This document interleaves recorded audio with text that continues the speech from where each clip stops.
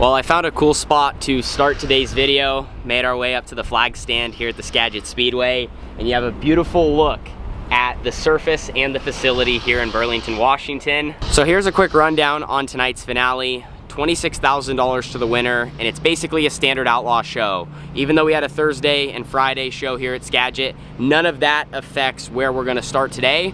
We're gonna pill draw here in a little bit, and then we're gonna roll right into hot laps and qualifying. And as you know, Outlaw format's completely straight up, so the farther up you qualify, the farther up you're gonna start in the A main event, and then we're gonna do a dash, and then we're gonna have a 35 lap feature where all that money is gonna be paid out. Now with all that being said, I do wanna give some love to the sponsor of today's video, Champion Racing Oil. Champion Racing Oil, the brand was created in 1956 and has since been a huge part of dirt track racing and motorsports in general. Now they're the leader in this market in motor oil, gear oil, other lubricants, and many different products that they have created for your racing program to be at the highest level. So I highly recommend checking them out. I'll put a link in the top of the description. In my family program with the AT&T, we use them in just about every area to give us the best possible shot at being in victory lane. Now with all that being said, we're gonna roll into tonight's finale. Track looks good. They've been working hard at it. All my guys on Shark Racing have been trying to get the 1T as fast as possible so we can really try to finish this weekend strong in Skagit. All right, let's get the night started. Yeah, what up? Tanner.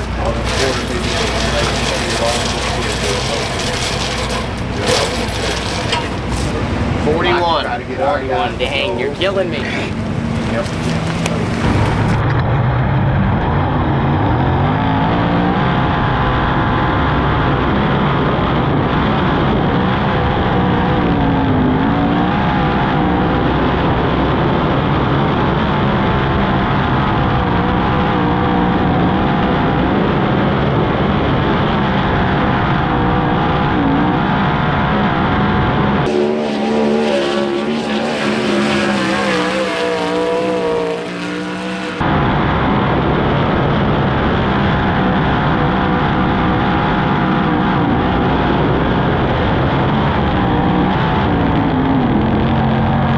Well, not really how we were hoping to start the night here in the 1T. Struggled a little bit in qualifying. Did go out a little bit later. Luckily, the track still held on, and didn't drop off as much. Ended up being a 12.0. I think quick time was an 11.5.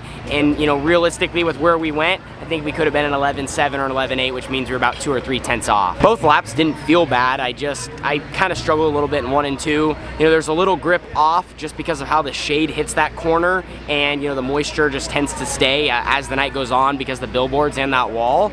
And I think as I just got into the center, it just got a little tight and pushed and lost some time. Both laps through 3 and 4 felt good. Overall, it's just, that little bit can put you back. So ended up 21st quick, and now we're gonna start 6th in our heat race. That's coming up next. Our job now is just to try to recover and gain any positions we can. They're gonna take the top 5, but every spot we move forward will help us, starting farther up front in the A main event. So bad start to the night, you never want, you wanna qualify as good as you can, but now our job is to try to recover from that and get towards the front. We go green on the case number 1 engine oil heat race. We go Abreu to the inside in turns 1 and 2, grabs the early lead. Casey Kane chases him down the backstretch.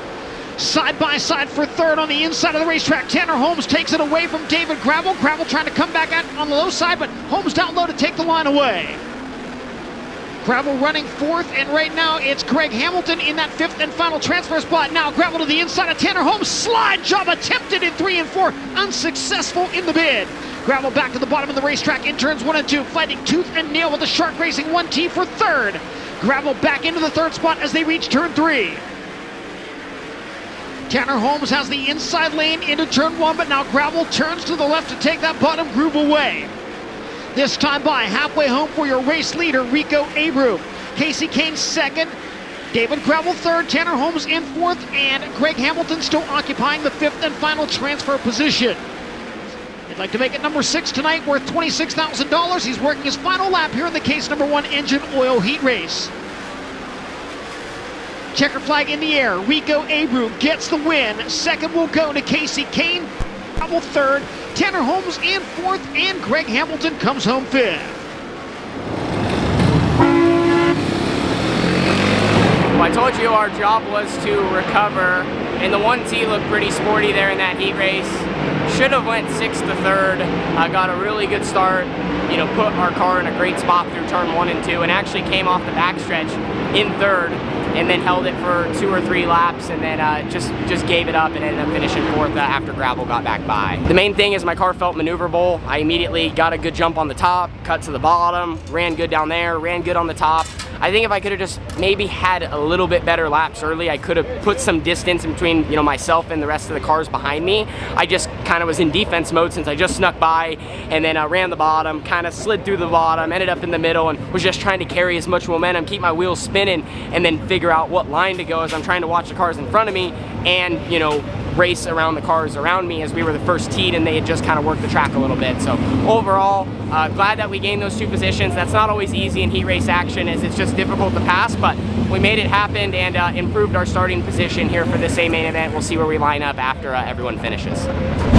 So I wanted to show you guys how wide the surface is yesterday, and then now it's kind of starting to replicate what we saw again tonight. You look at the top, I mean, we're not too far from the wall, and it's not like a thick, wet lane of grip. It's actually almost like powdery, like a sandy type deal.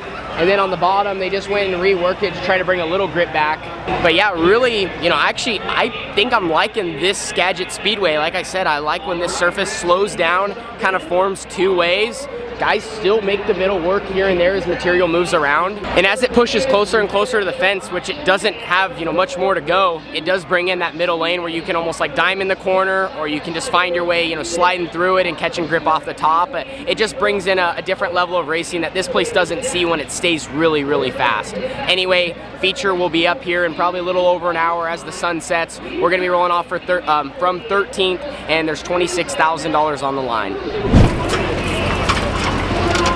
So time to end the Skagit Nationals on a high note. Rolling off from 13th here. We're kind of right in the middle. I think if we can get going early, get a good start, get a good jump, and just get moving, we can, you know, definitely have a shot at getting in the top 10 and just trying to make as much progress as possible. Racing surface is, you know, it's actually, I think, in a good spot. I think we're gonna see a good show. Bottom's got some grip, the middle's a little dirty, top's, you know, fast as well. So I think if we just get out there, kind of start doing our thing, I'm sure there's gonna be a lot of green flag laps and opportunity to move around and make it happen.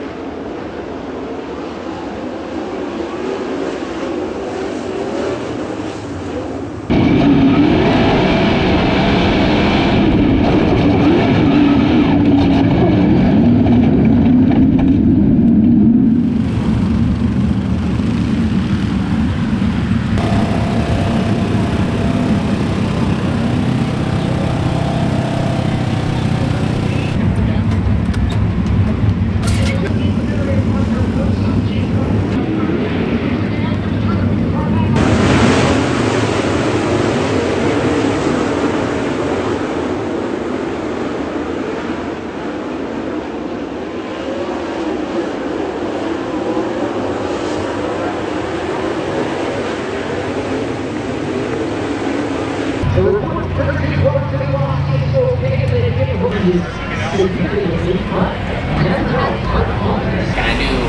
knew that I was in a bad spot. I mean, yes, I got clobbered. I was trying to move out, you know, I was trying to almost move, like the second I realized they were coming, I'm trying to move out of the way so that didn't happen, you know what I mean? So there's not much you can do.